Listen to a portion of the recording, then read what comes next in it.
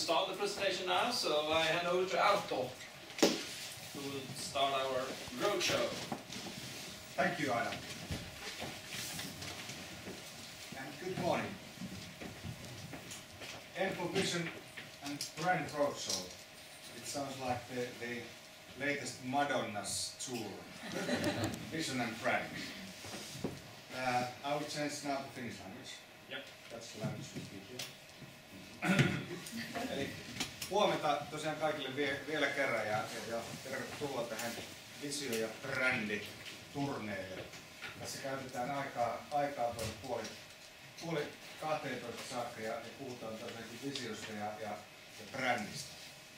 Aloitetaanpas vielä tietokilpailu. Tässä on palkinto tarjolla. Nopein huutaja saa palkinnon. Mikä on Suomen tunnetuin brändi? Itella. Nokia. Ikea. Fazer. Ikea. Fazer. Sinne meni palkinto. Fazerin sininen lähtö. Arvo mikä on palkinto. Fazerin sininen suppa. Ulla. Onko Ulla paikka? Täällä. Ulla on, eikö vaan? Kyllä.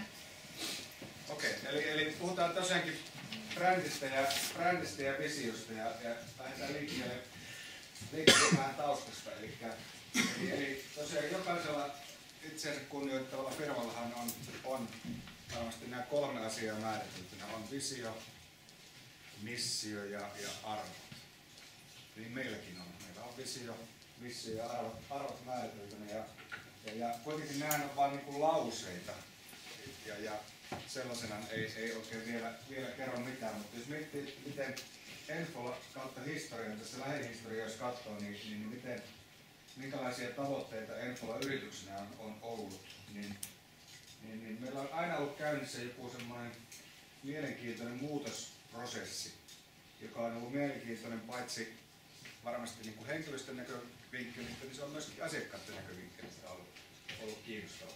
Jos ajatellaan tätä 2000-luvun alkupuolta, niin silloin meillä oli muutosprosessi, jossa puhelinyhtiö muuntui IT-yhtiöksi. Tietyllä tavalla se yksi kulminaatiopiste oli vuonna 2005, kun ensimmäisen kerran IT-liiketoiminnasta tuleva liikevaihto ylitti tuon teleliiketoiminnan liikevaihdon. Ja tämähän oli, niin kuin sanoin, tietysti henkilöstön kannalta mielenkiintoinen. Tietysti jotkut henkilöt aina tietysti kokee tämmöisen muutoksen varmaan uhkana, enkä usko, että välttämättä kaikki ne henkilöt, jotka oli silloin meidän teleliiketoiminnassa mukana, niin koki sitä inspiroivana, mutta jos ajattelee niin asiakkaan näkövinkkelistä, joka on kuitenkin se olennainen asia, niin mä luulen, että silloin 2000-luvun puolivälin kiertäjällä noina aikoina, niin aika monet asiakkaat koki Enfo aika mielenkiintoisena yrityksenä. Se oli tullut uutena toimijana tähän markkinaan ja oli tällainen haastaja.